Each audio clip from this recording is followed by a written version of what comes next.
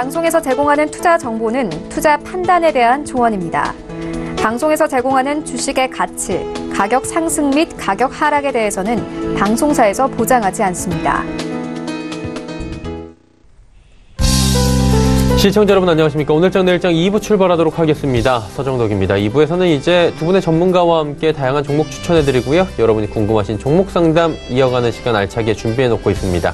하단에 번호 100원의 정보 이용료 부과되는 샵 0082번을 통해서 궁금하신 종목 있으신 분들은 종목명 그리고 매수 가격, 비중을 적어서 보내주시면 원활한 상담이 가능합니다.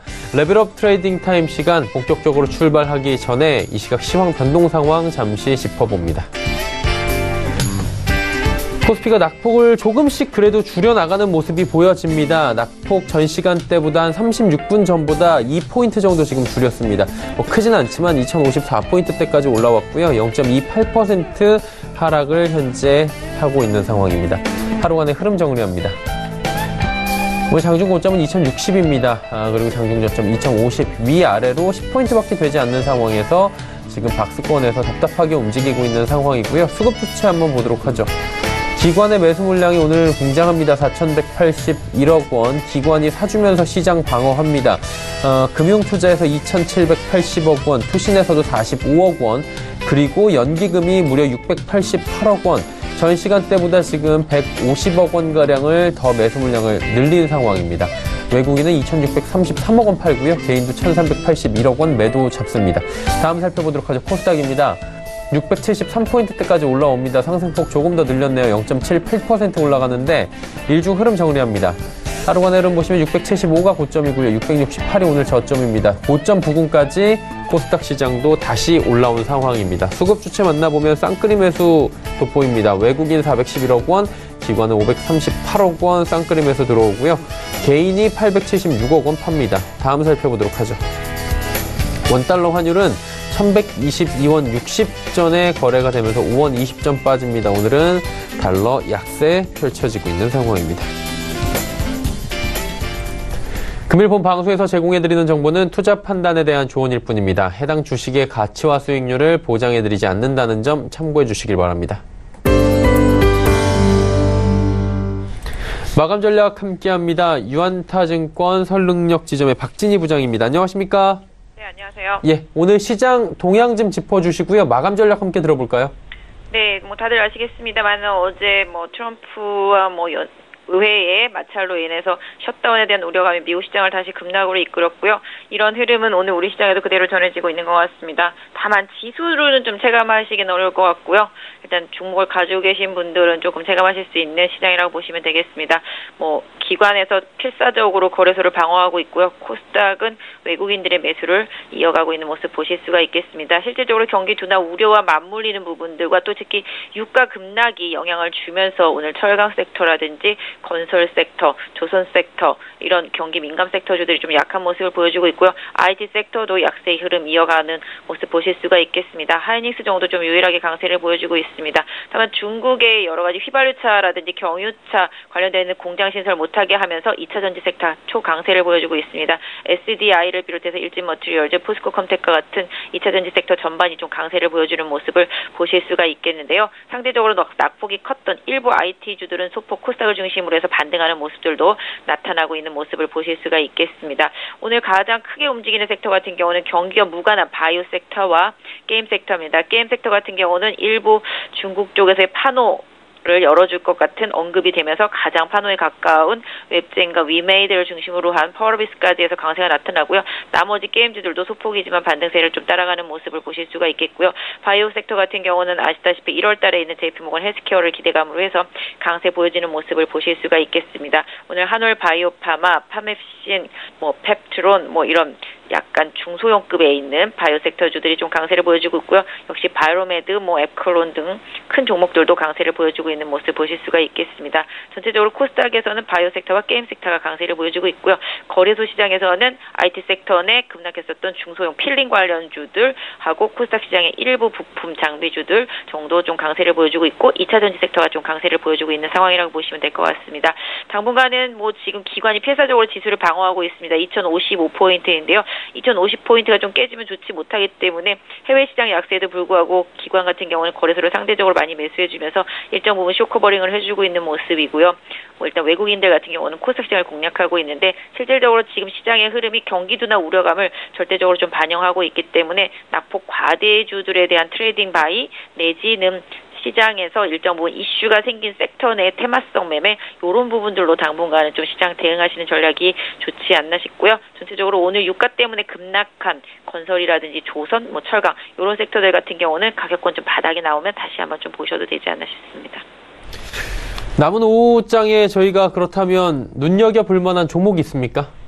네, 뭐 실질적으로는 게임주들을 말씀을 드리고 싶긴 하지만 단기간에 좀 많이 올라와 있기도 하고 또 딱히 어떤 종목을 사야 될지라고 말씀하실 수도 있겠습니다만은 전체적으로 아무튼 게임 섹터주들의 흐름을 좀 유효하게 보실 수가 있겠고요. 그럼에도 불구하고 개인적으로 좀 2차전지 섹터주들 워낙 오랫동안 많이 빠졌었기 때문에 지금 최근에 유럽의 배기가스 규제라든지 이제 중국의 공장 규제 이런 부분들 감안한다라면은 매수의 이유가 될 수 있을 것 같습니다. 오늘 삼성 SDI가 22만 원을 돌파하기도 했는데요. 일진 머티리얼즈를 말씀드리고 싶은데 일단 주가가 좀 바닥에서 올라왔습니다. 이 부분은 조금 부담일 수 있겠지만 실질적으로 1월부터 돌아가기 시작하는 말레이시아 공장에서의 매출 이런 부분을 감안한다라면은 내년도 실적 분명히 개선될 거라고 보고 있고요. 현재 주가도 바닥권에 있는 만큼 일정 부분 등락은 하겠지만 반등세를 유효하게 이어갈 것으로 보고 있습니다. 실질적으로 SK 머티리얼즈 같은 경우는 SK 머티리얼즈가 아니죠. 죄송합니다. 일진 머티리얼즈 같은 경우는 SK가 중국에 있는 동박업체죠. 구리 동박업체를 인수하면서 이 부분으로 인해서 좀 트러블이 생기면서 주가가 상대적으로 좀 많이 빠졌습니다. 이 부분을 좀 회복해가는 과정이라고 보시고요. 단기적으로 개인적으로 봤을 때는 약 한 38,000원 정도가 마지노선이라고 보고 있습니다. 이 가격 강하게 이탈되는지 여부만 챙겨주시면 될 것 같고 변동성을 이용을 해서 4만 원과 한 4만 1,000원 사이에 중간에 좀 가격대 종목의 주가 흔들림이 좀 나타나면서 들어오게 된다라면은 매수를 시작해 보시면 어떨까 싶고요. 단기적으로는 물론 한 5만 원 부근에 저항대가 있습니다. 그래서 목표가는 1차적으로 한 5만 원 정도까지 설정해 보시는 전략 필요한 것 같습니다. 일진 머티리얼즈 지금 눈여겨볼 만하다라고 정리해 주셨습니다. 오늘 말씀 여기까지 듣겠습니다. 고맙습니다. 네, 감사합니다. 네, 유한타증권 설릉역 지점의 박진희 부장과 함께했습니다.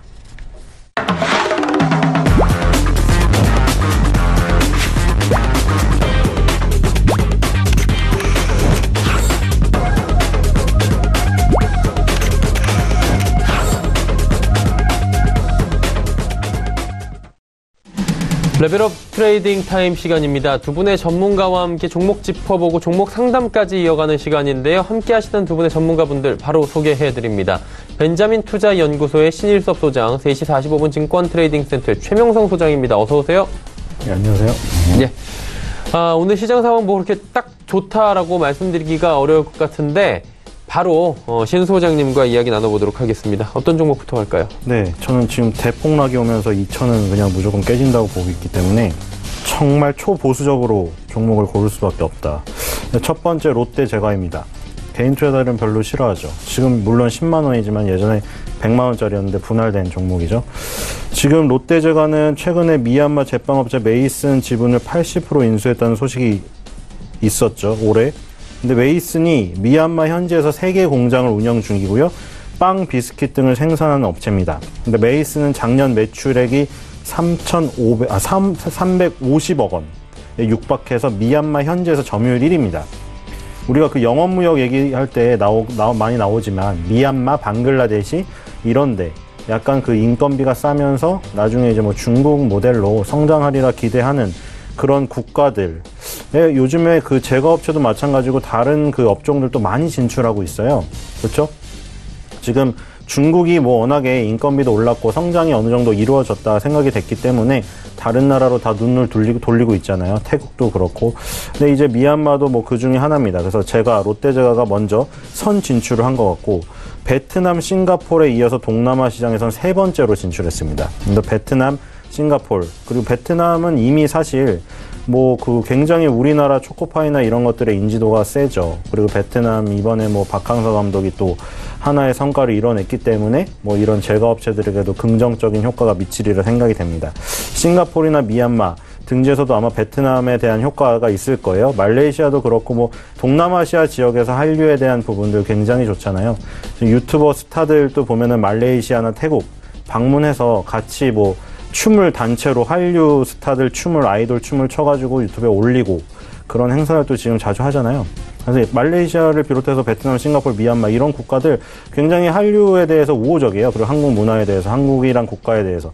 그렇기 때문에 가장 친근하게 다가갈 수 있는 제과업체들, 음료업체들 이런 데는 이럴 때를 이용해서 마케팅을 적극적으로 해야죠. 롯데제과는 자본력이 대단하잖아요. 그동안 쌓아왔던. 그래서 빨리빨리 먼저 진출을 할 수가 있습니다.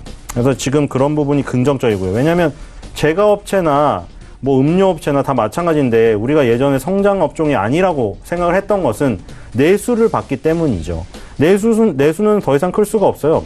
롯데라던가 뭐 다 자리를 잡고 있지만 내수에서 더 이상 클 건 없죠. 갑자기 우리나라에서 인구를 폭발적으로 늘려서 애를 안 낳다가 내일부터 갑자기 국민들이 각성을 해가지고 애를 세 배씩 낳는다. 이런 일은 벌어지지 않잖아요. 그럼 이미 사실 끝났어요. 우리나라 내수는. 하지만 전 세계 시장이 있죠. 아직. 전 세계 시장이 있기 때문에 음료업체나 제과업체가 성장성을 부여받아서 성장업종으로 음식료업종이 변신을 하면서 굉장히 폭발적으로 성장했던 구간도 있었죠. 그러니까 지금 어떤 그 내수업종, 방어업종으로서 한계에 부딪혔었는데 전 세계를 대상으로 무대를 펼치면서 성장업종으로 변신을 했었고 지금은 성장 엔진이 어느 정도 빠른 속도로 가동되느냐에 따라서 업종 안에서도 종목별로 희비가 많이 엇갈리고 있어요. 그러니까 지금부터는 한번 음식료 업종이 굉장히 업그레이드가 크게 동반으로 됐었던 적이 있었잖아요. 그 뒤에 한번 산과 골을 겪으면서 지금은 순차적으로 차별적으로 가고 있어요. 그러니까 그 중에서 가장 가능성이 높은 업체들 골라야 되는데 가장 가능성이 높은 건 일단 대기업이에요. 롯데제과가 가장 가능성이 높고 제과업체 중에서는 그리고 오리온도 있지만 롯데제과도 마찬가지입니다. 출시 35주년을 맞은 빼빼로가 있는데 누적 매출이 1조 5천억 원을 돌파했다고 합니다. 지금 96년에 빼빼로데이가 탄생을 했는데 22년간 매출액이 1조 3천억 원이에요. 22년간 매출액이. 근데 지금 이 빼빼로 매출액 누적 매출액이 1조 5천억 원을 돌파했다고 하니 이제 엄청나죠. 그러니까 이런 스테디셀러들을 갖고 있는 상태에서 다시 또 새로운 제품들을 계속 얹혀서 실험을 해보는 오리온도 마찬가지잖아요. 초코파이를 필두로 해서 계속 오감자니 뭐 이런 것들 내놓으면서 실험을 해서 그게 또 먹히면 계속 넘버 2, 넘버 3가 생기는 거예요. 그럼 이런 것들은 굉장히 유리한 게 한 번 먹으면 사실 우리가 뭐 영원한 친구라고 하잖아요. 어릴 때 먹었던 기억을 잊을 수가 없어요. 그렇기 때문에 계속 먹고 자식 아들도 먹고 손주 손녀도 먹고 계속 이런 식으로 가는 겁니다. 그럼 물가는 또 오르고 근데 기본적으로 오르는 게 있는데 해외 수출로 인해서 성장 엔진까지 달았다. 롯데제과를 비롯해서 제과업체들 이런 것들 안정성과 성장성을 겸비했다고 보시면 됩니다. 손절가 15만 원, 목표가 22만 원입니다. 두 번째 종목은 롯데칠성입니다. 자, 답답한 종목들 다 갖고 오고 있죠. 이런 답답한 종목들이 아니면 안 된다고 저는 지금 생각을 하고 있기 때문이에요. 처음에 롯데칠성도 잘 안 움직이죠.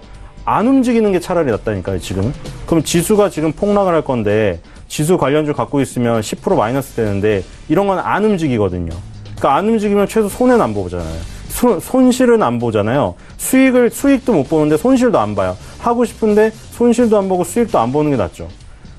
그러면은 주식을 왜 하냐? 그럴 수도 있는데 아니 그럼 주식을 사고 싶은데 손실 나는 건 살 필요가 없는 거잖아요. 그러니까 사고 뭐 어떤 시세를 그냥 조금 즐기고 싶다, 보고 싶다, 움직이는 거를 그냥 그 재미로 보고 싶다. 그러니까 사놓고 있는 거예요. 롯데칠성도 지금 당장 움직일 건 아닌데 급락을 할 때 지수가 급락을 할 때 그냥 제자리에 있을 것 같기 때문에 지금 가지고 왔고요. 파키스탄 음료업체 리아즈 보틀러스와 합작법인을 설립했습니다. 아까 롯데제과는 미얀마에 진출했죠. 롯데칠성은 파키스탄에 진출하고 있어요. 지금 이런 것들 지금 다 파고 있잖아요. 미얀마라던가 방글라데시 이런 동남아시아 지역뿐만 아니라 인도, 파키스탄 이런 지역들 이거 다 새롭게 진출할 수 있는 무대거든요. 지금 합작법인인 롯데 악타르 베버리지 지분 52%를 아까 그 리아즈 보틀러스와 합작법인을 설립했는데 롯데칠성이 52% 지분을 취득했어요. 최대 주주고요. 파키스탄 내 펩시콜라, 세븐업 등 펩시 브랜드를 독점 판매를 하게 됩니다. 롯데칠성이. 그리고 아까 롯데제과에 빼빼로라는 게 있다면 롯데칠성에는 레스비라는 게 있어요. 러시아 캔커피 시장 점유율 90%를 차지하고 있습니다. 엄청 압도적이죠. 캔커피 통틀어서 레스비가 90%란 거예요. 100캔에 여러 음료를 마신다고 했을 때 90캔을 레스비를 마시고 있어요. 지금 러시아 사람들은. 엄청나죠? 그리고 서초동에 장부가치 4천억 원짜리 용지가 있는데 이게 용도 변경이 되면 최소 1조 원이 되리라고 지금 시장에서 평가를 하고 있죠. 작년에 5천억 원 규모의 투자를 해서 맥주 2공장을 증설했는데 피츠 슈퍼클리어 출시, 이 부분 뒤에 판매가 부진했어요. 그래서 이 롯데칠성의 지금 약점이 이거거든요. 맥주 사업을 건드렸는데, 그렇죠? 하이트 진로를 한번 뚫어보려고 하이트 진로와 카스를 빈틈을 노려가지고 뚫어보려고 이제 피츠를 출시했는데 탐탁지가 않았어요. 그래서 이것 때문에 지금 부담이 되고 있어요. 그래서 해외 진출을 한 효과를 더욱더 톡톡히 누려야 되는 지금 그 부분을 목전에 두고 있습니다. 왜냐하면 해외 사업이 잘 돼야지만 지금 국내에서 맥주를 손댄 거, 이 손실을 만회할 수가 있거든요. 그래서 해외 사업이 더욱 지금 절실히 요구가 된다. 그리고 맥주 사업은 조금 그 회복은 되겠지만 워낙에 피츠를 처음 출시할 때 타격이 컸습니다. 마케팅을 너무 공격적으로 했기 때문에 그런 거는 계속 주가에 발목이 잡힐 거예요. 그래서 어쨌든 발목이 잡히는 부분과 발목이 안 잡히는 부분이 있는데 그게 뭐 이제 쌤쌤이 돼가지고 어떤 그 현상 유지는 할 것 같습니다. 그래서 이 145만 원대 근처에서 계속 움직이면서 어떤 좀 훗날을 도모를 할 것 같아요. 지금 당장은 치고 올라가기는 힘들어 보이지만 손절가는 140만 원이고요. 목표가는 170만 원입니다. 세 번째 종목은 방림입니다. 방림도 굉장히 초반에 답답한 종목이라고 생각할 수가 있어요. 면직물 염색 원단 생산 사업을 영위를 하고요. 1990년대 베트남 시장에 진출했습니다. 굉장히 빠르게 진출했죠. 롯데제과가 베트남, 싱가포르를 최근에 진출한 거에 비하면 방림이나 업체는 업종은 물론 틀리지만 90년대라면은 지금부터 20년 전에 이미 진출해놨고요. 하노이 인근에서 방적, 재직, 염색 공장을 운영 중입니다. 그리고 베트남 TPP가 지금 언론에 많이 나오는데 원사 기준 원산지 방식 적용을 해서 수혜가 지금 나올 수 있다. 방림 종목을 그때 한번 갖고 왔을 때 급등이 한번 나왔었는데 아쉽게 밀렸습니다. 이번 달에 보면은 고가상으로 18.82%까지 급등을 했는데 종가상으로는 마이너스 3.92%. 지금 그 고가와 종가의 사이가 20%나 왔다 갔다 했어요. 그게 2016년에 한번 7월 달에 급등했었을 때 그때 기록을 했던 29,500원. 그 비슷한 라인에서 밀려버렸거든요. 거기를 살짝 뚫었지만 결국 종가로 밀렸습니다. 그래서 2016년에 매물이 아직도 영향을 미치고 있구나. 그걸 확인을 했어요. 하지만 이번에 첫 번째 뚫었던 거고 2년 만에 첫 번째, 그리고 이제 두세 번째 한번 뚫어야죠. 그 매물벽을. 한번 찌르고 나면 균열이 조금 생겨 있기 때문에 두세 번째 다시 뚫으면 매물벽이 많이 약화된 상태입니다. 왜냐면 여기서 한번 뚫었을 때 굉장히 많은 사람들이 털었을 거란 말이에요. 왜냐면 2016년에 물렸던 사람들이 2018년도에 계속 보면서 민감하게 이제 이 부분을 관찰하고 있었던 사람들은 얼씨구나 하고 팔았어요. 그 매물벽이 어느 정도 깨졌죠. 그러면 이제 못 팔고 있던 사람들이 일부 있겠지만 두세 번째 올라가면 이제 또 기다리지 못하고 팔겠죠. 밀릴까봐. 하지만 그 부분이 밀리지 않고 더 간다고 생각하는 사람들은 그 매물벽이 뚫어지는 걸 보고 보유를 하면서 오히려 추가 수량을 해서 그런 힘으로 뚫는 거예요. 항상 그런 과정을 삼아서 뚫는 거거든요. 지금 이 부분을 뚫으면 위까지 36,000원까지 열리게 돼요. 15년도 7월 달에 기록했던. 그렇기 때문에 이제 두 번째 뚫는 거 한번 기대해 보면서 손절가 23,000원, 목표가는 3만 원입니다. 네 번째 종목은 미창석유입니다. 미창석유도 지금 뭐 사실 그 언론에 자주 등장하지 않는 굉장히 소외주죠. 소외주가 방어력은 좋아요. 왜냐하면 시장에서 소외됐다는 거는 지수가 올라갈 때도 소외가 되지만 지수가 내려갈 때도 소외가 되는 거예요. 그냥 아웃사이더예요. 아웃사이더가 뭐 요즘에 많이 나오는 단어지만 아싸가 뭐 그 생활 속에서는 별로 안 좋을지 모르겠는데 지수가 폭락할 땐 좋아요. 아싸주가. 왜냐면 미창석유나 이런 종목들은 시장에 관심을 덜 받기 때문에 지수의 관련도 덜하고 오를 때도 덜 오르지만 내릴 때도 덜 내려요. 그러니까 일단 방어력은 좋다고 볼 수가 있겠죠. 선박 자동차용 윤활유 등을 생산하고 판매하고요. 윤활유 14.4만 리터, 설비 포함해서 25만 리터의 생산 능력을 보유하고 있습니다. 국내 윤활유 시장 점유율 9.2% 정도를 차지하고 있고요. 우리가 한국쉘석유라는 가장 언론에 스포트라이트를 많이 받는 고배당주, 윤활유 시장에서 강자를 알고 있지만 미창석유도 한 부분을 담당하고 있는 회사다. 그래서 미창석유가 지금 2017년도 이후에 9만 원대에서 하락을 해가지고 지금 7만 원대까지 하락을 했습니다. 근데 지금 보시면은 2014년도에 7만 5천 원 라인 그 부근에서 상승을 시작했던 부분이 있어요. 이제 2년간의 하락을 마치고 그 부분까지 내려왔는데 아까랑은 또 정반대예요. 방림하고 정반대. 차트를 거꾸로 돌려놓았다고 생각하시면 되죠. 미창석유가 하락을 했는데 반등을 꼬리를 길게 단 부분이 어디냐면 2014년, 15년에 상승을 시작했던 그 부분이에요. 이건 뭐냐면 아까랑 정반대예요. 저항대가 아니라 지지대를 확인한 거예요. 그때 산 사람들의 지지대를 확인하고 슉 올라간 거죠. 그럼 이번에 두 번째 내려갈 때 지지를 다시 두 번째 확인하면 이번엔 어떻게 있냐면 균열을 확인하는 게 아니라 여기서 지지가 두 번째 이루어지면 지지가 두 번이 됐네 하고 견고한 지지벽을 확인하게 되는 거예요. 그렇기 때문에 손절가 75,000원으로 정해놓은 게 75,000원이 안 깨지고 여기서 바닥을 한번 또 꼬리를 확 단다. 그러면 75,000원 라인이 균열이 생기는 게 아니라 지지 라인이네 하면서 반등이 또 나올 가능성이 있다. 그래서 목표가는 9만원, 손절가는 75,000원입니다. 다섯 번째 종목은 흥구석유입니다. 이것도 석유죠. 흥구석유. 이것도 굉장히 그 소외주예요. 완전히 아웃사이더 주식이라고 할 수가 있겠죠. 흥구석유 같은 경우에는 대구 경북 지역 중심으로 석유를 유통하는 업체입니다. 자꾸 흥국이 쳐지네요. 흥구석유. 흥구석유는 지금 뭐 꼬리를 굉장히 많이 들었죠. 이건 윗꼬리를. 이거를 보면은 이건 거래량이 잘 없기 때문에 이 기업의 특성이에요. 이 주식의 특성. 이 주식이 호가를 보면, 주식 매매창을 보면 호가가 굉장히 텀이 많이 벌어져 있어요. 그러니까 우리가 삼성전자라던가 이런 거래량 많은 주식 보면 호가가 촘촘해요.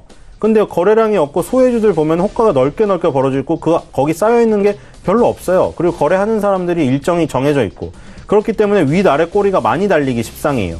왜냐면 위에 거를 팍팍팍 조금만 사면 확 썼다가 그럼 올라가죠. 근데 또 조금 팔면은 밑으로 확 떨어져 호가가. 공백이 많으니까. 그러다 보니 위아래 털이 많이 생겨요. 이렇게. 약간 지저분하게 보일 수 있는 차트가 형성이 되죠. 이 회사는 GS 칼텍스로부터 석유를 매입해서 유통하는 회사고요. 이게 개성공단에 입주해 있는 국내 기업을 대상으로 LPG를 공급했던 이력을 보유하고 있습니다. 물론 개성공단은 지금 중단이 되어 있지만 그 개성공단이 만약 재개가 된다는 소식이 나오면 흥구석유가 약간 남북경협으로 엮일 수도 있어요. 왜냐하면 남북경협으로 엮이면 개성공단이 만약에 그 재개가 된다고 하면 입주 기업을 대상으로 다시 석유를 유통을 하게 될 텐데 흥구석유의 이름이 등장할 수가 있기 때문에. 2018년 10월 달에 4,445원까지 올라가면서 뭐 어쨌든 털이 많이 달린 건 사실이지만 2016년에 고점을 넘어서기도 했어요. 월의 그 고가상으로는.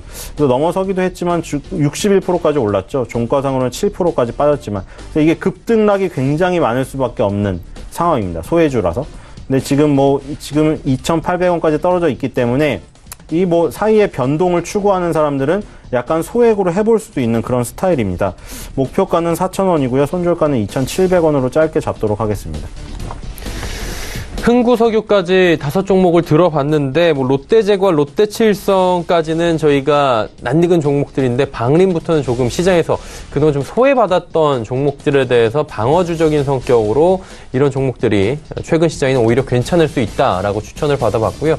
이번엔 최명성 소장과 이야기 나눠보도록 하겠습니다. 어떤 종목 들어볼까요? 네, 그 바닥에서 좀 움직이는 또 테마도 될 수 있고 시장에서 살아남을 수 있는 좀 안전적인 종목을 가지고 나왔습니다. 첫 번째 종목 이제 성창오토텍인데요. 성창오토텍 하면 이제 이번에 뭐 수소차로 좀 이름을 날렸던 종목이 되겠습니다. 각종 자동차 부품을 이제 OEM 방식으로 이제 이제 판매하는 그런 회사가 되는데요. 차량용 에어필터 및 인버터, 공기청정기 등을 이제 제조해서 판매하는 회사가 되겠습니다. 특히 그 전기차에도 통용이 되고 수소차에도 관련이 되는데요. 현대차, 기아차 등에 많이 납품을 하고 있습니다. 차트를 보면서 설명드리겠습니다. 제가 지난주에 정확히 이 부분에 와서 제가 추천을 했는데 7,000원에 추천을 했는데 9,400원까지 갔습니다. 그래서 단기간에 한 3일 만에 34% 수익이 났는데요. 일단 이렇게 매수하신 분은 축하를 드리고, 물론 이제 9,000원의 목표가를 드렸는데 9,400원 왔기 때문에 분명히 목표가는 돌파했으나 수소차가 현재 이 시장에서 갈 만한 그 차기 테마주, 업종 테마주가 될 수밖에 없습니다. 그러면 이제 지금 시장에 뭐 살아있는 게 뭐 IT도 없고 뭐 제약 바이오도 없고 뭐 솔직히 살아있는 테마가 없는데 이제 국가 정책으로 수소차를 밀어주기로 했고요. 현대차에서 7조 6천억을 풀어서 수소차를 활성화시키겠다 해서 앞으로 3, 4년 뒤에는 1년 약 50만 대 이상을 만들겠다, 제조해서 판매하겠다 했는데 정부에서는 현재 수소차를 4배 이상 더 늘리겠다, 그런 이제 공언을 했습니다. 또 자동차 부품주에도 이번에 3조 6천억을 지원을 해줬고요. 그래서 개인적인 그 현대차로 보나 또 부품 회사로 보나 또 정부의 정책으로 보나 당분간은 수소차가 갈 수 있습니다. 그래서 좀 팁을 드리자면 2년 연속 그 작년과 2017년과 16년에 전기차 갔는데 사실 지금 시중에 전기차가 그렇게 많이 나오지는 않았지만 LNF라든가 사막 콘덴서는 무려 11배가 갔습니다. 그리고 뭐 전기차라면 그냥 두세 배는 그냥 기본으로 올랐거든요. 근데 이번에는 수소차는 국가정책 또 현대차에서 적극적으로 미루고 있기 때문에 제 생각에는 2019년과 2020년에는 수소차가 최소 더블에서 10배씩 또 갈 수 있습니다. 그래서 이제 시작을 하기 때문에 성창호텔 차트를 보시면 물론 34% 갔다가 다시 조정을 하지만 61선 부근이 현재 한 7,500원 정도 되겠습니다. 그래서 일단 전부 매도하시고요. 7,500원 근방에서 다시 양봉이 보이면서 이렇게 단기 양봉이 이렇게 짧은 양봉이 나오면 다시 재매수해서 정고점 12,000원 보시면서 꾸준히 좀 들고 가시면 현재 뭐 유니크라든가 풍국주정이라든가 이런 성창오토텍, 코롱, 머티리얼스 이런 수소차가 가는데 향후 중기로 계속 들고 가시면서 매매를 하시면 좋은 결과가 있으리라 생각이 듭니다. 다음 종목은 이제 용평 리조트가 되겠습니다. 지난주에 와서 제가 좀 큰 소리를 치고 왔는데요. 현재 그 전국적으로 눈이 한 2주 전에 내려왔고 또 스키장은 한 달 전부터 초10,000원이라고 합니다. 그래서 뭐 주말에면 뭐 발 디딜 틈이 없다 하는데 대표적인 주식이 용평 리조트입니다. 그래서 용평 리조트를 보면 뭐 다 아시겠지만 강원도 평창에 있고요. 또 무주 리조트에 리조트 겸 콘도, 또 숙박업, 또 스키 사업도 하는데 차트 보면서 바로 설명드리겠습니다. 바닥권에서 많은 거래량이 들어왔고요. 제가 이제 5일 전에 이 부분에서 추천을 했는데 대비 12% 이제 상승했습니다. 물론 목표가는 제가 한 8,000원을 드렸기 때문에 아직 멀었지만 지수가 빠지면서 내렸지만 2월 달까지는 충분히 갈 수 있습니다. 또 이번에 그 아난티가 이렇게 엄청나게 금강산 콘도 그 아난티 날아가면서 이 종목도 아직 가지는 않았지만 차후에서 다시 같이 테마주로 갈 수 있습니다. 그래서 이 종목은 이제 거래량은 많이 들었지만 아직 매도가 안 나왔기 때문에 이 종목도 차분히 들고 한 1월 말이나 2월 달까지 들고 가시면서 매매를 하시면 좀 좋을 것 같습니다. 다음 종목은 이제 한라가 되겠습니다. 이제 저희 장점이 뭐냐면은 제가 매일이죠, 매일. 2,000 종목을 매일 2번씩 이제 적습니다. 그래서 그 누구보다도 업종 테마라든가 종목은 달달 외우죠. 근데, 이번에 그 이틀 전에 경기도에서 3개 신도시를 개발한다고 했습니다. 그래서 약 21만 가구를, 더 건설하겠다. 그런 발표를 했고, 또 이번에 그 홍남기 경제부총리께서 이제 국가 정부 예산을 내년 초에 최대한 단기로 빨리 풀겠다 했습니다. 물론 이제 국내 경기도 말이 아니지만 일자리 문제도 있고 또 이런 서민이라든가 중산층 이제 수입도 있어야 되니까 자기가 뭐 건설업체든 국가 SOC 그런 기관 산업에 빨리 최대한 이제 투입을 한다고 했습니다. 그러면 이제 수혜주가 뭡니까? 건설주가 되겠습니다. 그래서 현재 뭐 HDC, 현대산업개발이라든가 태형건설 뭐 그런 건설주가 가고 있는데 또 한라도 그 현대그룹 관련주입니다. 그래서 한라는 이제 국내 토목공사, 건축공사, 주택건설공사 등 이제 종합건설 사업을 하고 있는데요. 우리나라 약 20위 정도 되겠습니다. 그 종합건설 순위업체 21위가 되는데요. 경기도에 그 3개 신도시 발표했다는 건설 수혜주가 되고 있고 이번에 또 외국인 기관 쪽에서 계속 매수가 들어오고 있습니다. 차트 보면서 설명드리겠습니다. 자, 차트 보시면 자, 일봉인데요. 일봉에서 바닥을 정확히 잡았습니다. 그래서 올 4월 달에도 많은 거래량이 들어오면서 현재 그 4,000원대 있던 주식이 1,300원까지 바로 150% 상승했죠. 근데 이제 이번에 정부 정책이 발표했기 때문에 또 호재가 되는데요. 연초에는 무조건 건설주가 가는 경우가 많습니다. 주봉을 좀 보겠습니다. 주봉도 보시면 바닥을 완전히 잘 다졌고요. 여기 보시면 양봉이 한 8개가 나오는데 양봉이 나왔다는 건 2달 연속 누군가는 매집을 했다. 외국인 기관 쪽에서 분명히 매집이 들어왔습니다. 그래서 이 종목은 이제 최저 바닥이니까요. 현재가 4,510원인데 뭐 이 부분에서 뭐 오늘 금요일이니까 종가 매수하셔도 되고요. 매수하셔서 목표가는 일단 6,000원을 드리겠습니다. 그러면 30% 수익이 나오는데요. 차분히 좀 한두 달 정도 1월달, 2월달까지 들고 가시면 최소한 20, 30% 정도 수익은 나올 것 같습니다. 다음 종목은 원익 IPS입니다. 이 종목은 제가 2달 연속 계속 추천을 하고 있는 종목인데요. 원익 IPS는 이제 각종 반도체 디스플레이 장비를 제조하고 판매하는 회사가 되겠습니다. 특히 이제 이 회사 주주가 2대 주주가 삼성전자로서 지분을 가지고 있는데요.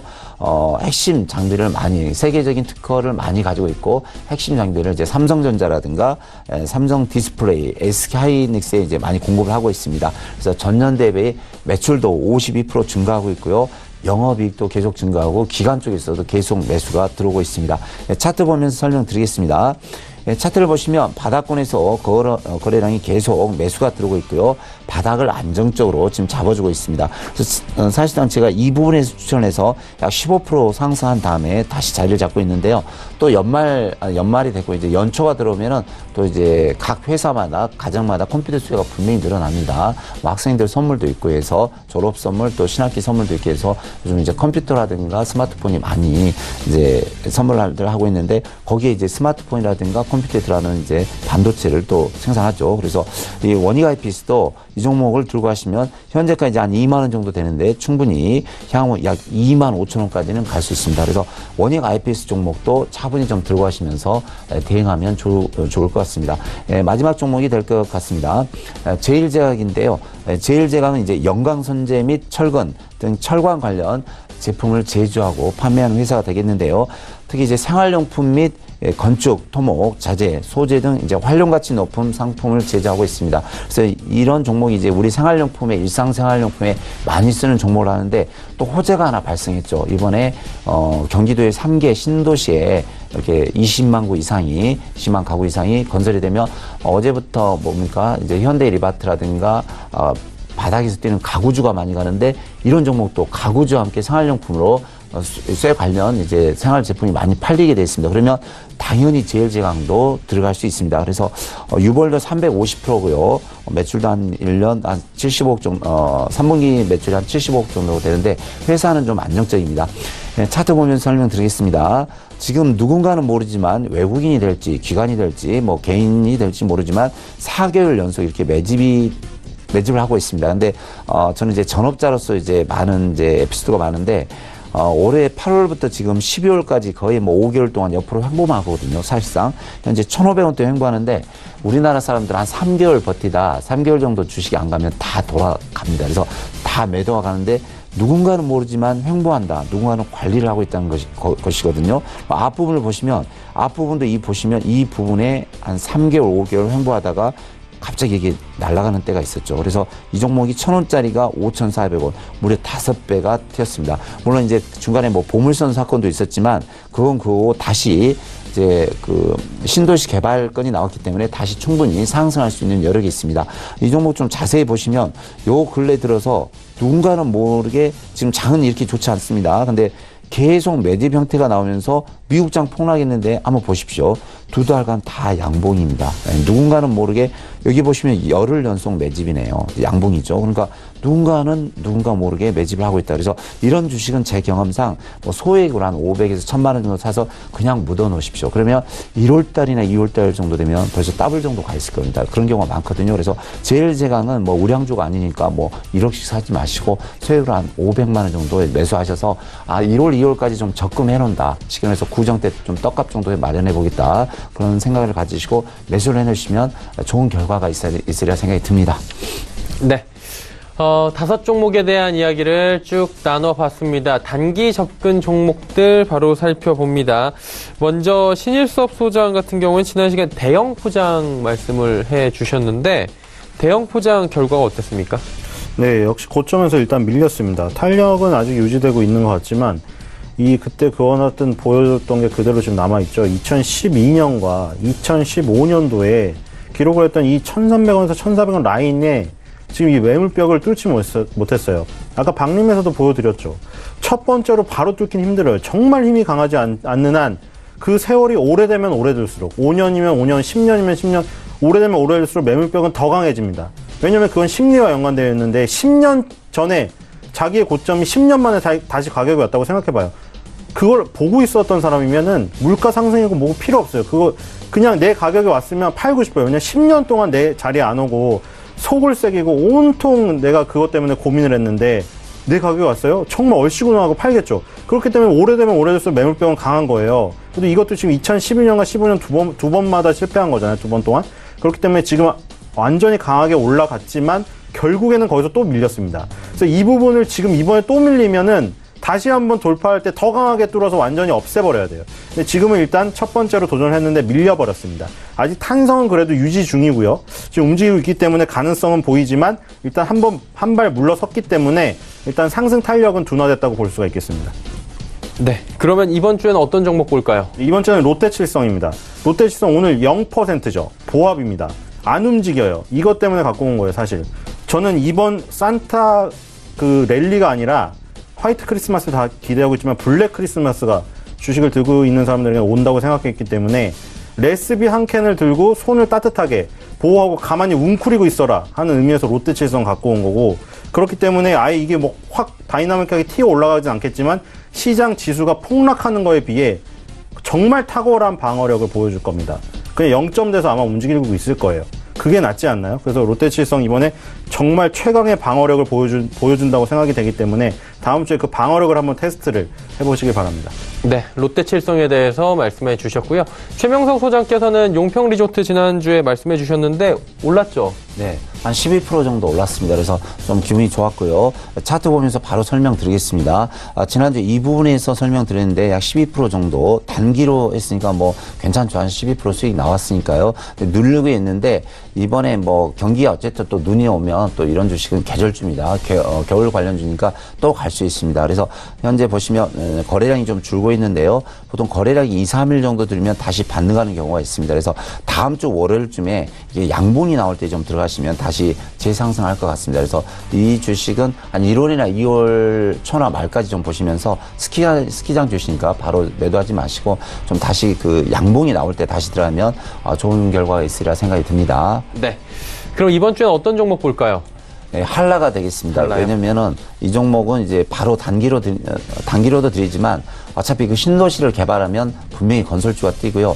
사실 이제 뭐 다음 주라고 해봤자 한 4일 정도 매매수가 남았는데, 그러면 또 내년 초로 가면은 분명히 그 건설주가 뜹니다. 또 이번에 그 경제부총리가 좀 발빠르게 움직이고 있는데요. 자주간 최기간 단기간에 최대한 이렇게 정부 정책으로는 SOC 기관 산업에 대한 돈을 풀겠다 했거든요. 그럼 당연히 건설주가 모두 혜택을 받습니다. 또 경기도권에 또 20만 호 이상 가구를 지면 분명히 이 종목은 혜택을 받습니다. 그래서 우리 시청자님께는 좀 부탁드리고 싶은 말씀은 뭐냐면, 현재 좀 음봉이 나왔는데 현재 4,465원이네요. 근데 한 4,300원 정도 60일선에 여기쯤 닫았을 때 좀 양봉으로 나왔을 때 좀 매수를 하시면 다음 주도 충분히 상승 시 수익이 날 수 있다고 봅니다. 그래서 좀만 좀 내렸을 때 종가라든가 다음 주 월요일 날 매수하시면 좋은 결과가 있으리라 생각이 듭니다. 네, 한라에 대한 말씀을 해주셨고요. 오늘 시장의 특징주들 살펴보도록 하겠습니다. 신 소장님은 어떤 종목이 좀 특징적으로 보이십니까? 네, 오늘 시장 특징주는 머큐리로 꼽았습니다. 머큐리. 자, 상장된 지 4일 됐는데 이 지금 안 좋은 시장에도 불구하고 지금 상한가 가까이 진입을 하고 있습니다. 지금 상승세를 더 넓혀가지고 지금 상장일 날 당시 최고가 1,200원을 돌파했습니다. 그래서 역사는 얼마 안 됐지만 역사적 신고가를 기록을 했네요. 그래서 이 시장에서 돋보이고 있고요. 지금 이 종목은 지금 그 SK 브로드밴드, LG U+, KT 국내 3대 통신업자에게 다 단말 장비를 제조 공급하고 있습니다. 지금 통신업종에 속해 있는 기업인데 오늘 굉장히 그 눈에 띄는 상승폭을 진행을 하고 있기 때문에 이 시장의 특징주로 한번 꼽아봤습니다. 네, 머큐리 말씀을 해주셨고요. 최 소장님은 어떤 종목이 좀 특징적으로 보이시던가요? 예, 저는 이제 건설주로 보고 있는데요. 좀 바닥에서 올라온 주식인데 제가 그 바로 이제 차트 보면서 설명드리겠습니다. 태양건설 좀 보시면 이게 기관 매집입니다. 기관 매집인데 뭐 한 달이 넘게 어마어마하게 지금 매집이 들어오고 있습니다. 또 보험, 투신 뭐 이쪽에서 들어오고 연기금에서도 한 달 넘게 계속해서 매집이 들어오고 있는데요. 차트도 사실상 보시면 다 만들어놨습니다. 다 만들어놨어요. 그래서 물론 오늘 이제 날아가는 종목은 아니지만 분명히 말씀드리지만 이제 정부 정책은 뭐 이길 사람이 없습니다. 그래서 정부에서 하겠다 하면은 무조건 그 관련 주는 가게 돼 있거든요. 그래서 이제 정부에서 어디입니까 이제 건설 분야 내년 SOS에 연초에 많은 돈을 풀기로 했고, 또 이제 경기도에 20만 구 이상의 아파트를 지면 태양건설도 분명히 아파트도 짓고 하니까 분명히 혜택을 받습니다. 그래서 앞에서 보시면 예전에 이게 10,000원대 있는 주식이 갈 때 18,000원, 약 80% 정도 수익이 났네요. 그래서 바닥을 잘 한두 달 다졌으니까 충분히 좀 상승할 수 있다고 봅니다. 그래서 한 13,000원, 14,000원 보시고 들고 가시면 좋을 것 같고요. 오늘 뭐 건설주가 좀 몇 종목 움직이는데 저는 이제 태양건설을 오늘의 특징주로 보겠습니다. 네, 건설주들 지금 좋게 보고 계시고요. 그중에서 태형건설 특징적으로 보신다라고 말씀해 주셨습니다. 종목 상담 바로 이어갑니다. 100원의 정보 이용료 부과되는 샵 0082번을 통해서 종목 상담 남겨주셨는데 먼저 6155번님 LG 디스플레이 18,100원의 비중사 40% 향후 전망 부탁드립니다 하셨는데 일단 저점 찍고 소폭은 반등이 좀 나온 것 같긴 해요. 네, 근데 그 향후 전망이 안 좋다고 생각합니다. 결론적으로. 지금 그 2만 원대 근접할수록 팔면 좋을 것 같아요. 저번에도 한번 선을 그어놓은 게 있네요. 2008년도, 2011년도, 12년도, 15년도 죄다 2만 원이 저점이었습니다. 그래서 이 아까랑 반대죠. 밑으로 막 때리다가 계속 믿어주니 2만 원대는 정말 강력한 지지라인이다. 이렇게 믿었더니 완전 뒤통수를 때린 거죠. 이 부분이 뚫어졌기 때문에 이젠 다시 올라오면 2만 원은 예전의 지지라인이었던 과거가 아니에요. 앞으로 미래는 이제 이 2만 원은 저항 라인이 돼버린 거예요. 그 한 번 때문에. 2018년 하락 때문에. 그래서 이 디스플레이 업종은 지금 굉장히 안 좋은 게 LG 디스플레이 혼자라면 LG 디스플레이 혼자의 문제인데 중국 최대의 디스플레이 업체 BOE 지금 땅굴을 파고 있습니다. 2016년도 저점까지도 지금 진입을 할 것 같아요. 이거는 중국의 모든 지금 산업이 마찬가지잖아요. 지금 중국이 그 어떤 필두로 중국에서 하는 사업이 중국에서 하고 있는 업종의 대표주가 안 좋으면 그냥 그 업종이 세계적으로 안 좋다고 봐도 과언이 아니에요, 지금. 그러니까 전기차도 마찬가지예요. 전기차도 지금 뭐 비아디가 안 좋으면 전기차 시장이 안 좋다고 생각하면 돼요. 테슬라랑 비아디가 안 좋으면 중국에서는 비아디. 근데 중국에서는 비아디가 좋고 미국에서 테슬라도 좋으니까 전기차 시장은 좋기 때문에 우리나라에서도 전기차 관련주가 가는 거고 그래서 뭐 코스모화학이다, 코스모 신소재 이런 게 먹히는 거고 근데 디스플레이 업종은 중국의 대표주인 BOE가 안 좋다, 땅굴을 파고 있는데 우리나라에서 디스플레이 업종, 디스플레이 소재 부품 업체가 갈 수가 없는 거예요. 그리고 대표주인 LG 디스플레이도 갈 수가 없는 거고 그러니까 땅굴을 파고 있는 거죠, 이것도 지금. 2008년도, 11년도, 12년도, 16년도 저점이었던 2만 원을 다 깬 거예요.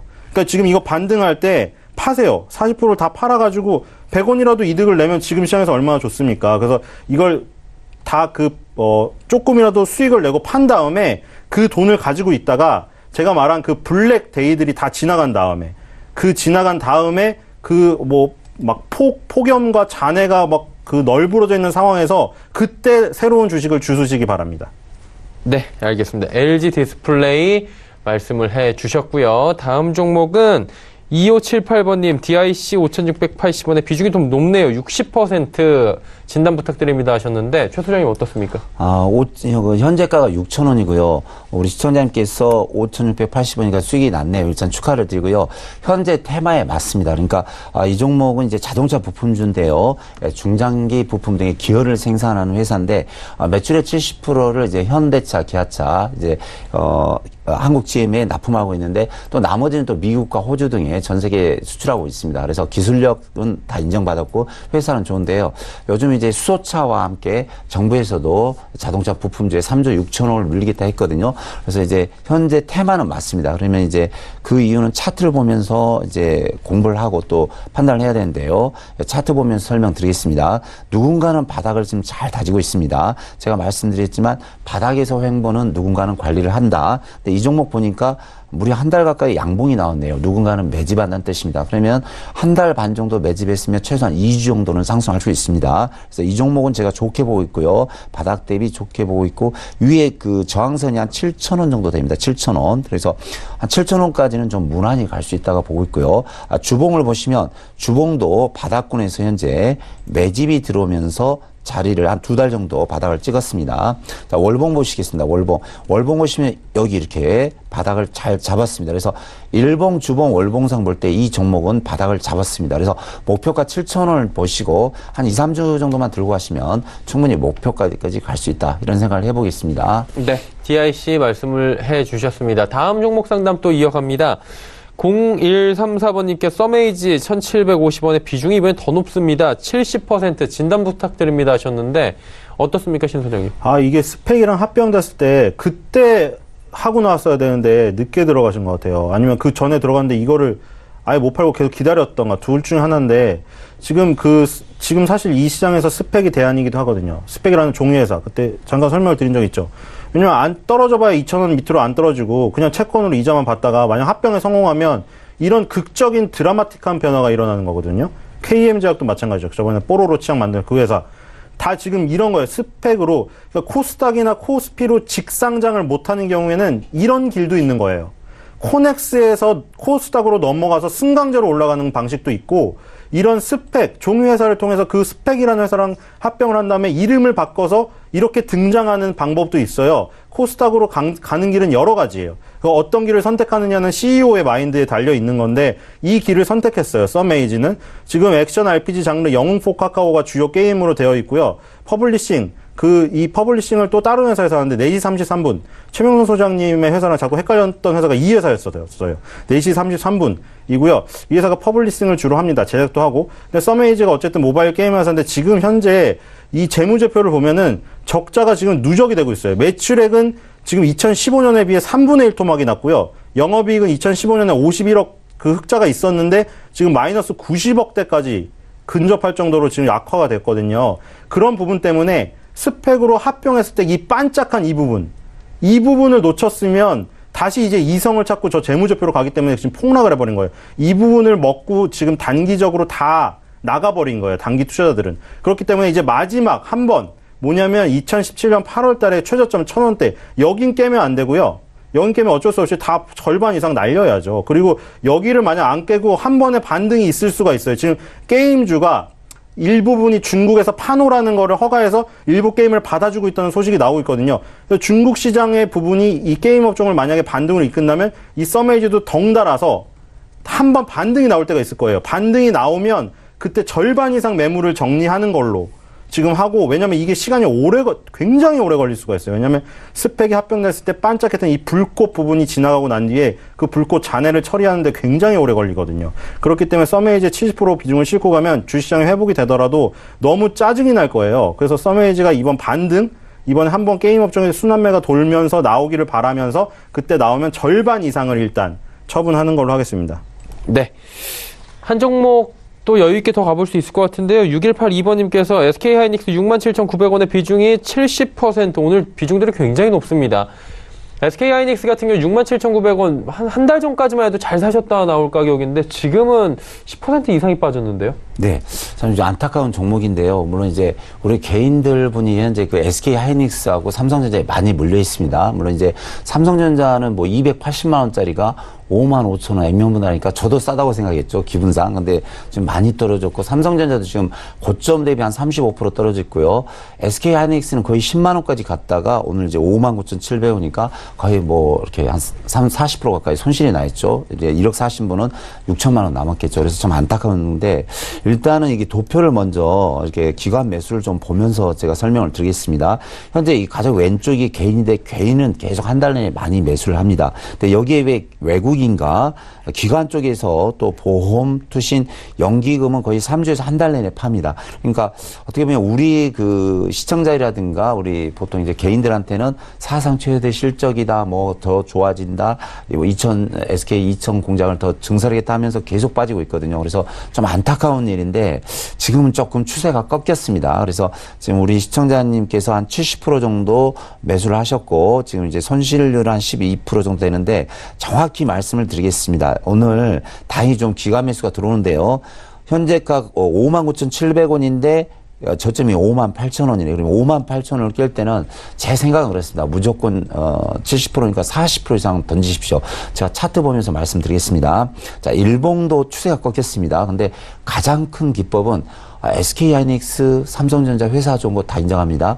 근데 추세가 꺾이면 그 어떤 종목도 추세를 되돌릴 수가 없습니다. 자, 보십시오. SK하이닉스 추세가 현재 이렇게 밑으로 꺾였습니다.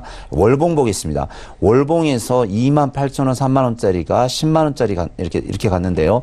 꺾여 있고, 여기 60일선 보면 5만원까지 올 수 있습니다. 그러니까 차트상입니다, 차트상. 그래서 물론 뭐 다음 주 월요일부터 전 국가 기관 외국인이 사버리면 더 갈 수 있지만, 이미 차트상은 대세가 꺾였고 5만원까지 올 수 있습니다. 그래서 이 종목은 현재 우리 시청자님께서 손실을 좀 줄여야 되니까 다음 주 월요일부터 쭉 치고 올라오면 한 65,000원까지 오면 좋죠. 근데 어느 정도 추세는 꺾였고, 또 D램 가격이 많이 좀 떨어진다. 그리고 또 반도체 전문가를 만나보면 당분간은 좀 시세가 없을 거다, 그런 말씀을 많이 하시거든요. 그래서 제 생각은 올라올 때 물량을 최대한 줄이시고, 이제 같은 반도체가 되든 수소차가 되든 상승 추세에 있는 쪽으로 갈아타는 게 좋을 것 같습니다. 그래서 손절가 58,000원 좀 정확히 지켜주시고요. 올라갈 때마다 물량 70%에서 40% 이상 매도를 하시기 바랍니다. 네, 알겠습니다. 한 종목만 좀 짧게 가보도록 하겠습니다. 8827번님께서 EM코리아 3,970원에 이번엔 비중이 낮네요. 10%. 신 소장님 진단 부탁드립니다 하셨는데 EM코리아거든요. 네, EM코리아는 그 추세가 좋네요. 이 경우 같은 경우에는 지금 5,500원 선 여기인데, 그쵸? 지금 2018년도 계속 여기를 뚫으려고 초반에 시도를 하다가 결국 막히고 한번 물러섰다가 지금 다시 힘을 모아가지고 밑에서 도움닫기식으로 날리고 있는 건데, 이거 시장이 안 도와주면은 이거 혼자 단독적으로 기술적으로 뚫기는 어려워 보이는데요. 그리고 지금 보면은 월봉으로 봐도 그 라인이 올해만이 아니에요. 지금 2016년, 15년도 다 걸려있는 라인이 거기거든요. 그래서 여기서 만약 도전에 실패를 한다면 다시 한번 또 밀리기 때문에 그래도 3,970원이면 굉장히 여유가 있잖아요. 그래서 5,500원에서 심상치 않게 밀린다, 힘이 없다. 그럼 5,500원 가까이 갔을 때 이익 실현을 한번 하고 다시 머물러서 다시 재매수를 기다려보는 게 나을 것 같아요.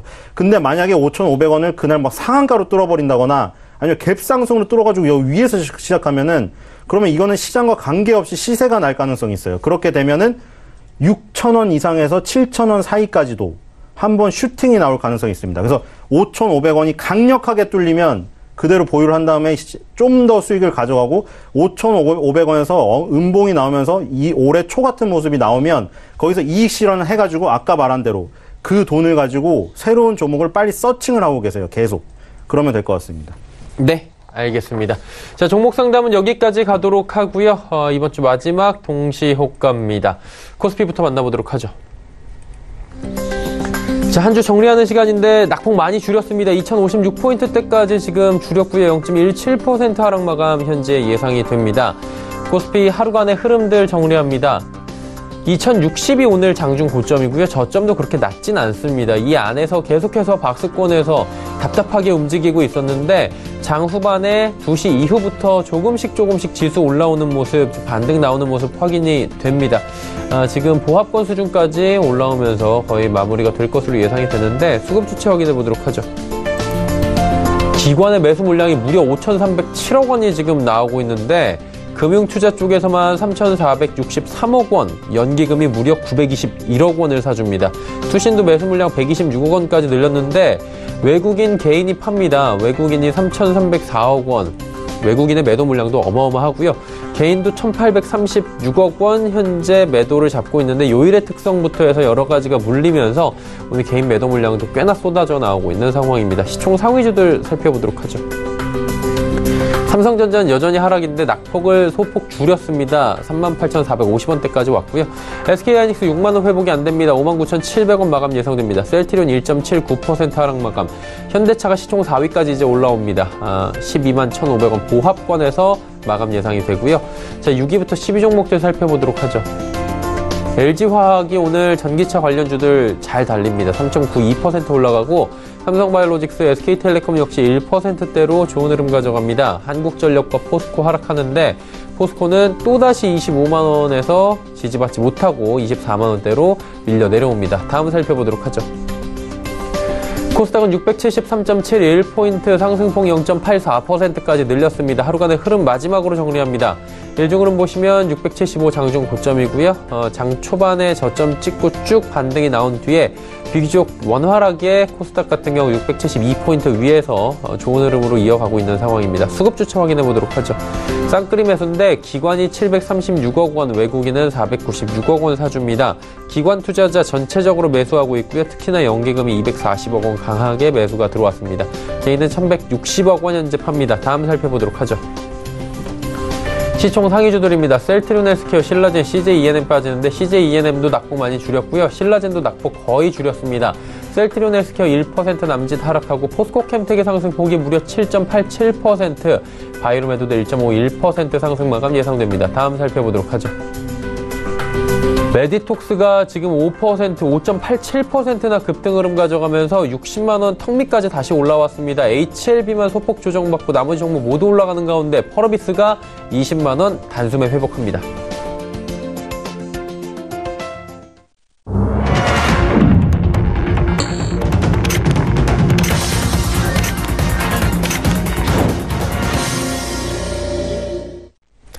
자, 금요일장 모두 마감이 됐습니다. 시장 상황 점검하도록 하겠습니다. 마감 지수가 나오기 전까지 이야기 좀 해봐야 될 텐데 신 소장님 어떻게 보셨습니까? 네, 굉장히 오늘도 안 좋았다고 저는 보입니다. 코스닥이 플러스를 기록하고 거래소가 잘 버텼다고 생각하는 사람도 있겠지만 굉장히 안 좋다. 사실 방송에서는 애매하게 얘기하는 게 좋죠. 왜냐하면 주식시장에 100%가 없으니까. 떨어질 수도 있고 오를 수도 있습니다.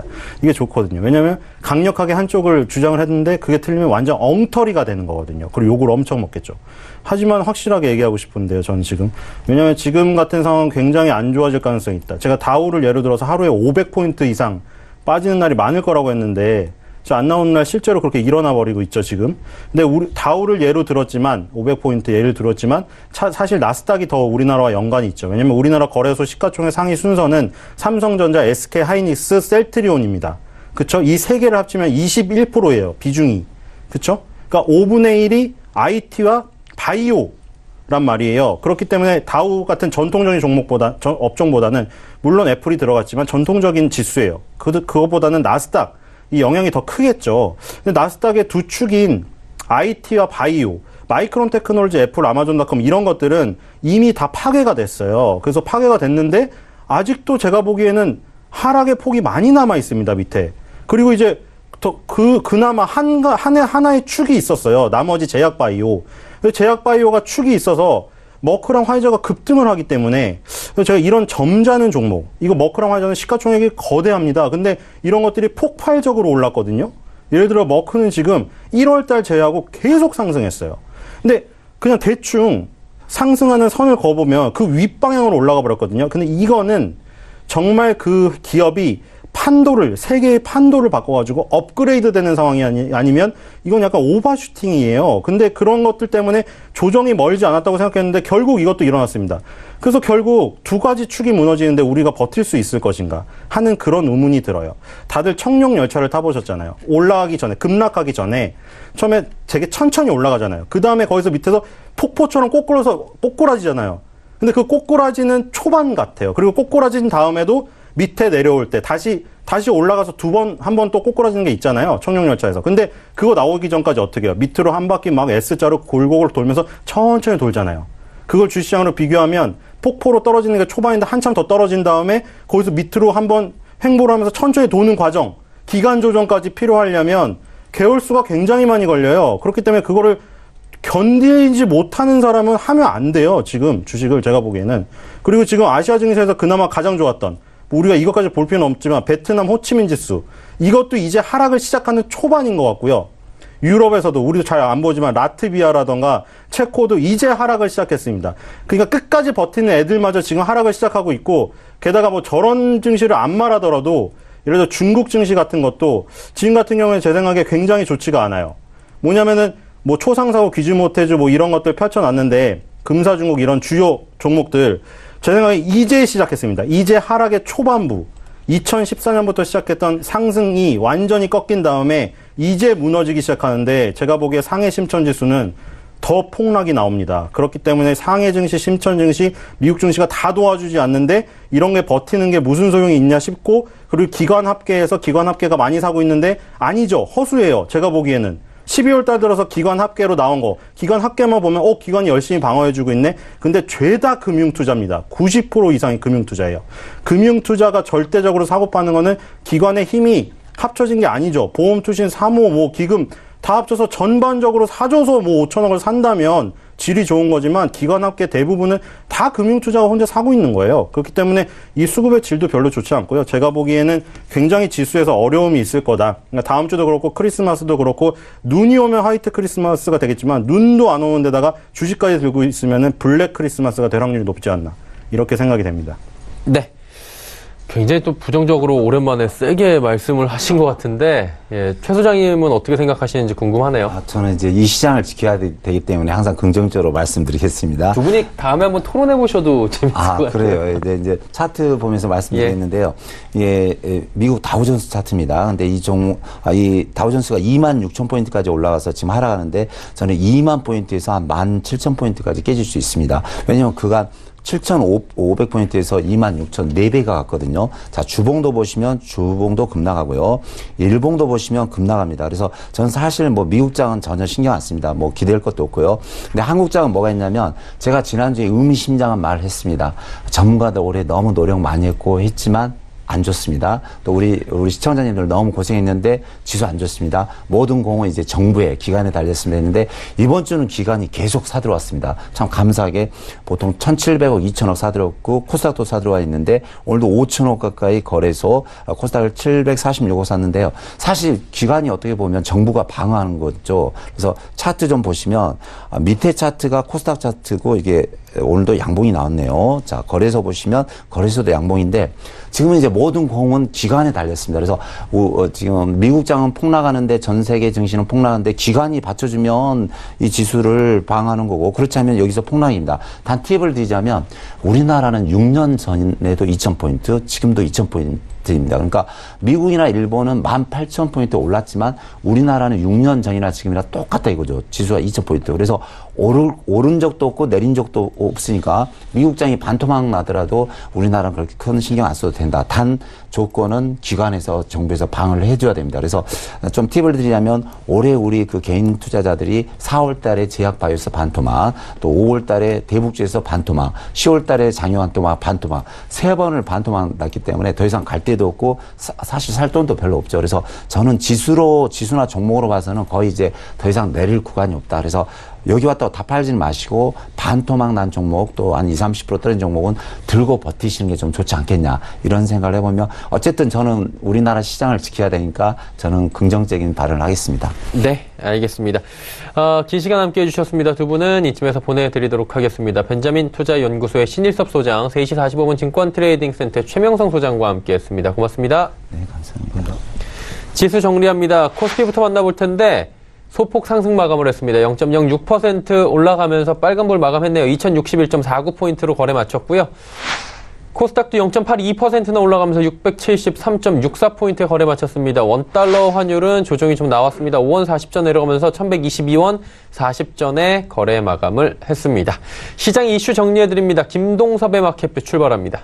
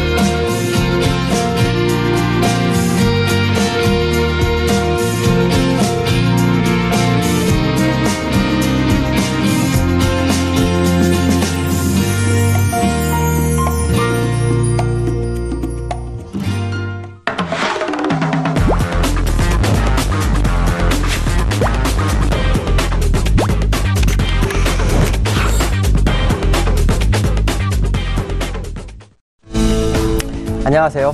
김동섭입니다. 오늘 금요일인데요. 미국이 거의 뭐 5거래일 하락했죠. 지난주 목금부터 엄청난 하락을 했는데도 불구하고 우리나라 시장 정말 강하죠. 강한 이유가 뭘까요? 일단은 수급적으로 기관들이 정말 열심히 방어합니다. 오늘 4,950억 정도 매수했고요. 프로그램 차익, 요거 이제 기관이 만지죠. 이게 한 660억 정도 같습니다. 외국인이 2,260억을 팔았는데 프로그램 비차익에서 1,960억이 돕니다. 그러니까 실제로 한 300억 정도 판 거죠. 선물은 외국인 기관이 전부 다 매도를 했습니다. 기관이 없다면 지금 이 시장 버티기 힘들죠. 사실 지난주 목요일부터 미국장이 한 10% 정도 빠져서 우리나라가 어떻게 될까 막 고민을 했었는데 우리나라는 뭐 거의 빠진 게 없죠. 그러니까 이걸 가지고 이제 여러 가지 해석을 합니다.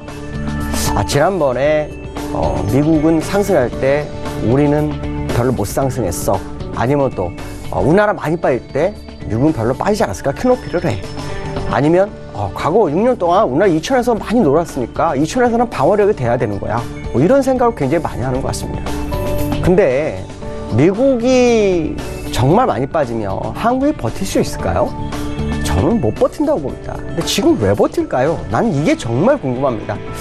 왜냐면 예를 들어서 미국만 빠지고 글로벌이 다 뭐 버티는 상황이라면 이해를 하겠으나 우리나라만 유독 버틴다는 거죠. 그리고 특히 기관들은요, 자기 자금 운영 안 합니다. 하긴 하지요.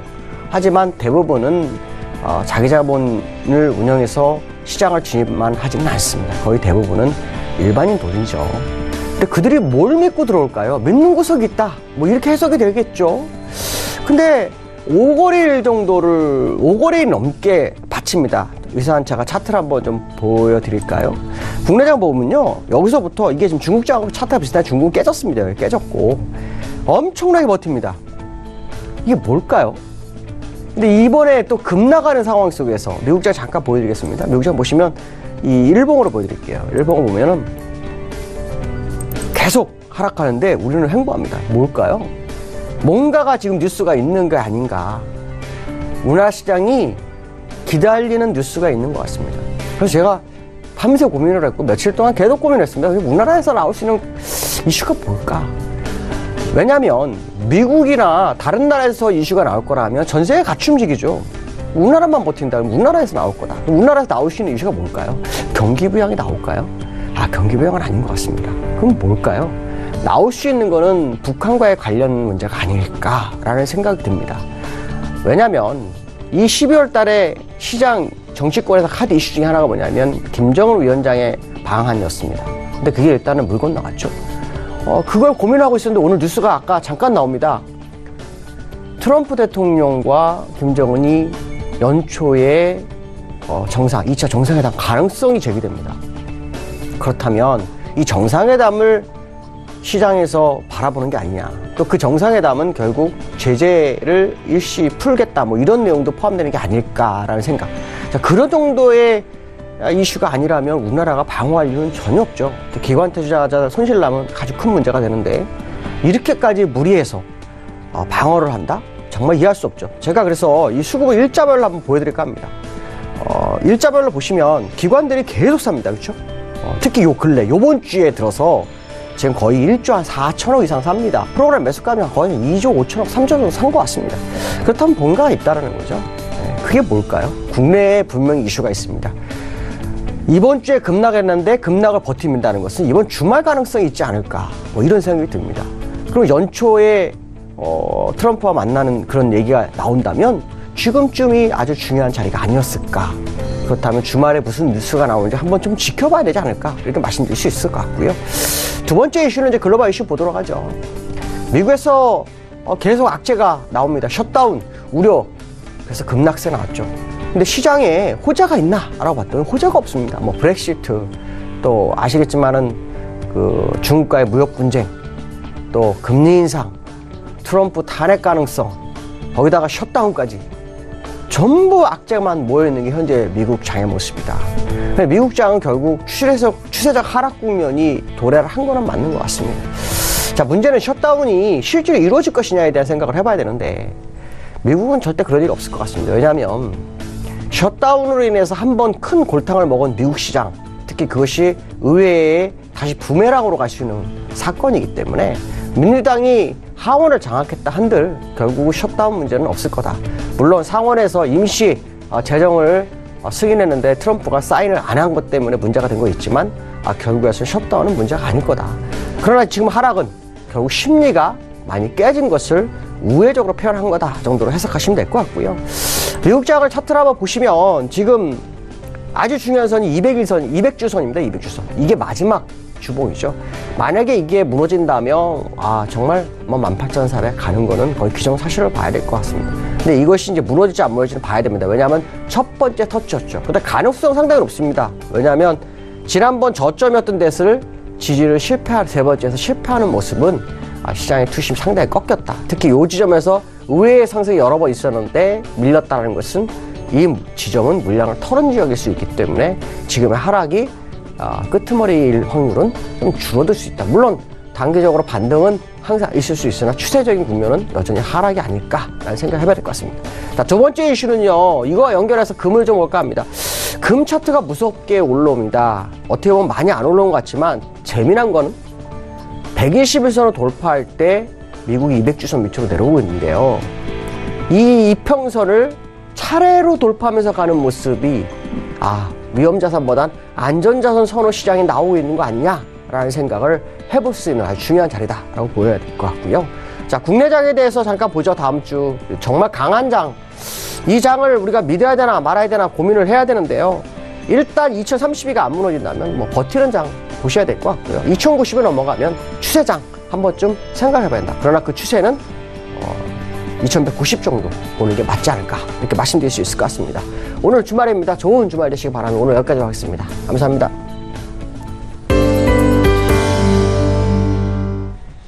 김동섭의 마켓뷰 함께 하셨습니다. 금일 본 방송에서 제공해드린 정보는 투자 판단에 대한 조언이었습니다. 해당 주식의 가치와 수익률 보장해드리지 않는다는 점 참고해 주시길 바랍니다. 오늘장 내일장 저희가 준비한 소식은 여기까지입니다. 행복한 주말 보내시길 바랍니다. 저희는 다음 주 월요일 오후 2시에 더욱 알찬 소식을 들고 찾아뵙도록 하겠습니다. 함께해 주신 여러분 고맙습니다.